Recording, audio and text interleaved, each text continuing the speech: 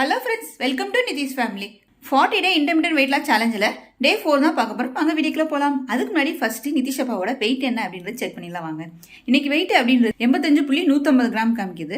கிட்டத்தட்ட ஒரு 350 கிராம் குறைஞ்சிருக்கு. ஸோ 10 தடவை ஏறி இறங்கி வெயிட் வந்து செக் பண்ணிக்கிட்டாங்க.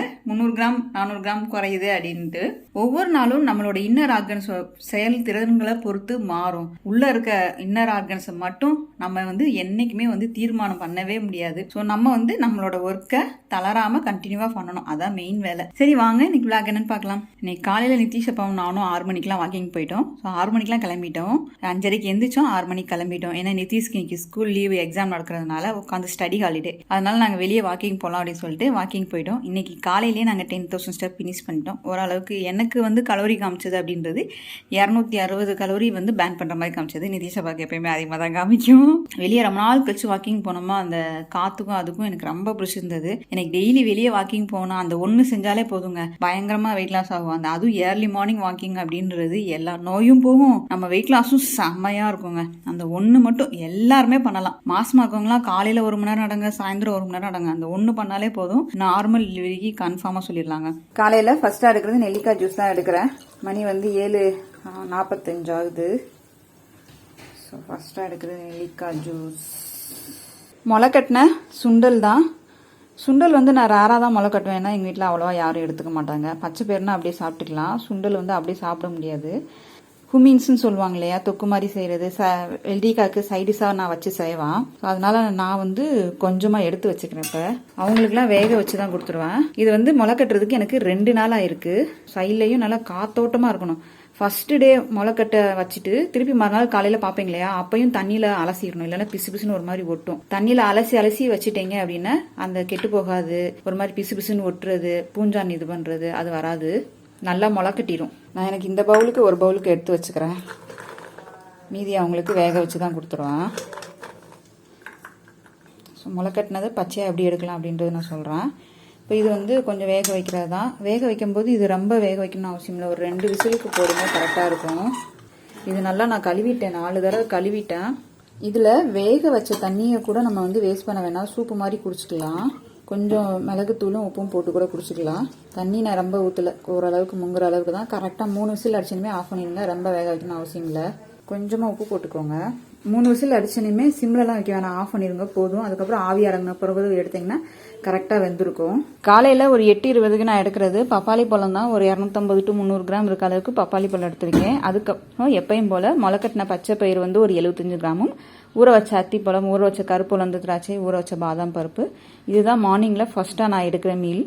எப்பயுமே 8:30க்குள்ளே நான் எடுத்துருவேன். மணி காலையில் 10:15 ஆகுது. நிதிஷ் அப்பா ஃபர்ஸ்ட் மீலாக எடுக்கிறது பப்பாளி பழம். இது ஒரு 300 கிராம் இருக்க அளவுக்கு எடுத்துக்கிறாங்க. அதுக்கப்புறம் சுண்டல், முளைக்கட்டின சுண்டல் வந்து நான் கொஞ்சம் தாளிச்சு கொடுத்துருக்கேன். ஏன்னா நிதிஷ் தாளிச்சு கேட்டுட்டான். நிதிஷ் அப்பாவுக்கு இப்படிதான் பிடிக்கும். இது வந்து 150 கிராம் எடுக்கிறேன். 150 கிராமே கிட்டத்தட்ட 400 கலோரி கிட்ட வந்துடும். பார்க்க ஃபுட்டு கம்மியாக இருந்தாலும் பிளாக் சன்னா வந்து கொஞ்சம் கலோரி கூட தான். ஆனால் என்னன்னா நம்மளுக்கு புரோட்டீன் இருக்கு, எல்லா விதமான நியூட்ரிஷனும் கிடைக்கும். காலையில எடுத்துட்டீங்கன்னா நல்லா ஃபில்லிங்கா இருக்கும். வெறும் பழம் மட்டும் எடுத்துதான் அவங்களுக்குலாம் அடுத்த 1 ஹவர்ல பசிக்க ஆரம்பிச்சிடும் இல்லையா, அதனால கொஞ்சம் இந்த மாதிரி எடுத்துக்கோங்க.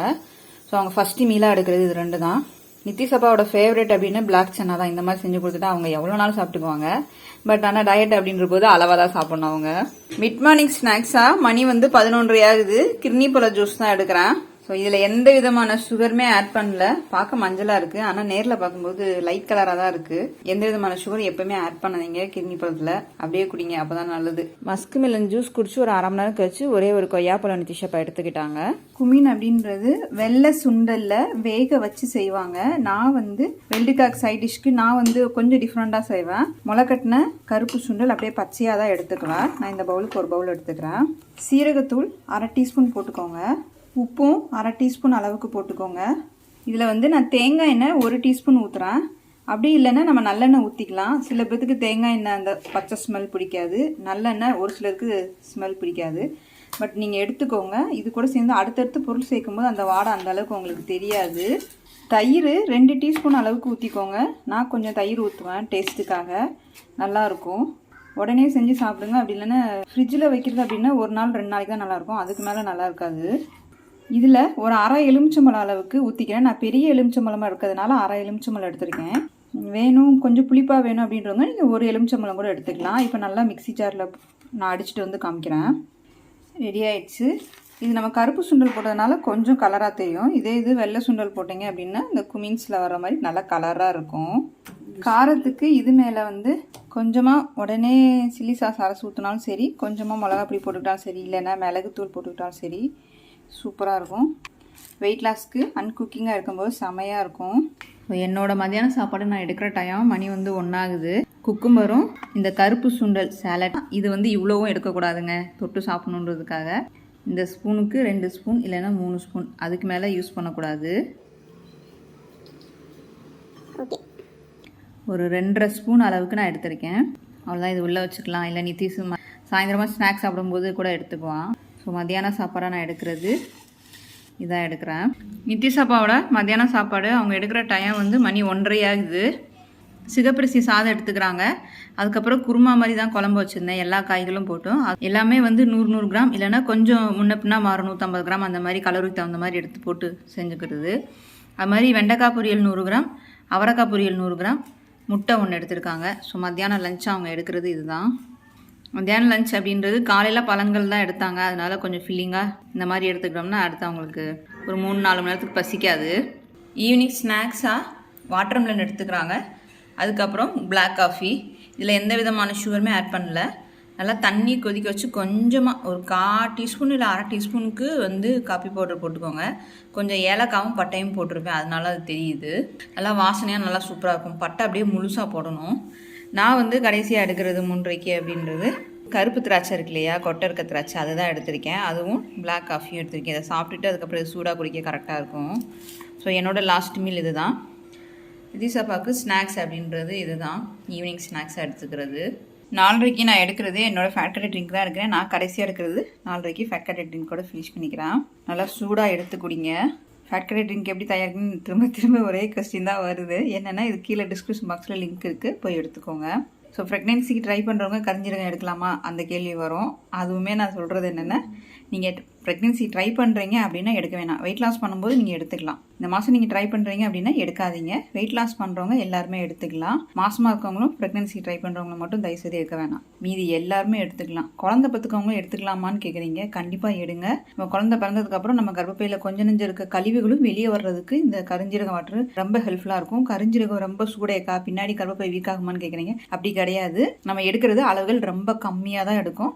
நம்ம சேஃப்டியாக தான் எடுத்துக்கிட்டு இருக்கேன். நான்லாம் கிட்டத்தட்ட 7 வருஷமா எடுத்துக்கிட்டு தான் இருக்கேன். எந்த விதமான பாதிப்பும் இல்லை. எடுக்கிற அளவு அப்படின்றது ரொம்ப ரொம்ப முக்கியம். அதனால அளவுகளை கம்மியாக பார்த்து எடுத்துக்கோங்க.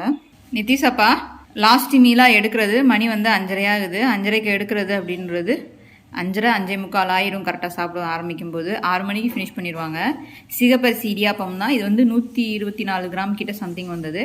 அதுக்கப்புறம் குருமா தான், வெஜிடபிள் குருமா, எல்லா காய்களும் போட்டு 2மே வெயிட்டு போட்டு எடுங்க. ஏன்னா இடியாப்பம்லாம் கணக்கு இல்லாமல் எங்கள் வீட்டிலலாம் உள்ளே போகும். ரொம்ப சாஃப்டாக சூப்பராக இருக்கும் சிகப்பரிசி இடியாப்பம். சாப்பிட்றதுக்கே டேஸ்ட்டாக நல்லா சாப்பிடுவாங்க எங்கள் வீட்டில். பசங்கள்லேருந்து சின்ன குழந்தைங்கலேருந்து எல்லாருமே ஒரு ஃபேவரட்டான டிஷ்னு சிகப்பரிசி இடியாப்பம் தான்.